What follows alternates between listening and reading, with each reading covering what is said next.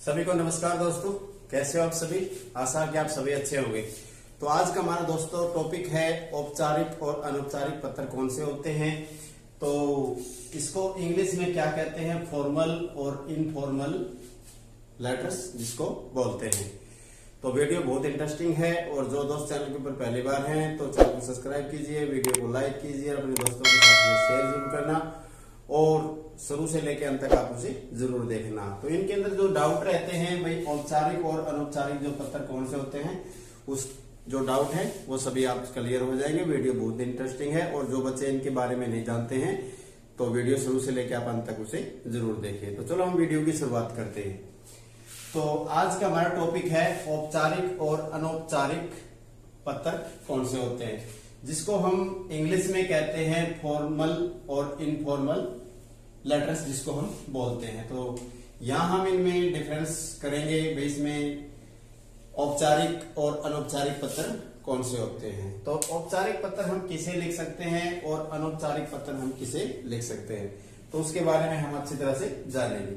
तो औपचारिक पत्र तो जैसे हम किसी भी अधिकारी को लिख सकते हैं। सबसे पहली बात तो किसी भी अधिकारी या कोई भी अधिकारी हो उसे हम औपचारिक पत्र लिख सकते हैं। तो आप समझ गए होंगे। तो जैसे हमें क्या है, स्कूल में अगर हम छुट्टी लेते हैं, स्कूल के अंदर हम छुट्टी लेते हैं तो वो क्या होता है, हमारा औपचारिक पत्र होता है। तो जैसे हम छुट्टी के लिए प्रार्थना पत्र होता है। तो अगर जैसे हमने यहाँ समझा भाई, हम किसी भी अधिकारी को लिख सकते हैं। अगर हमारे पास कोई भी पत्र आता है लिखने के लिए तो हम सोचते हैं भाई वो पत्र औपचारिक है या अनौपचारिक है, तो उसके बारे में हम जानेंगे अच्छी तरह से। तो जैसे हम एक तो होता है जैसे स्कूल के बारे में लिखते हैं, स्कूल में छुट्टी के लिए लिखते हैं, और अपने मोहल्ले में सफाई के लिए स्वास्थ्य अधिकारी जैसे हो गया, स्वास्थ्य अधिकारी, तो जैसे ये है। तो अगर सरकारी कोई भी कार्य है, तो अगर कोई भी अधिकारी है तो उसको हम क्या लिख सकते हैं, औपचारिक पत्र लिख सकते हैं। तो आप समझ गए होंगे अच्छी तरह से। जैसे हम स्कूल में छुट्टी लगाते हैं और कोई स्वास्थ्य अधिकारी है, या और जैसे हमें अपने गांव की जो सफाई होती है उसके बारे में हमें किसी को पत्र लिखना है तो वो भी किसमें जाएगा, औपचारिक पत्र के अंदर जाएगा।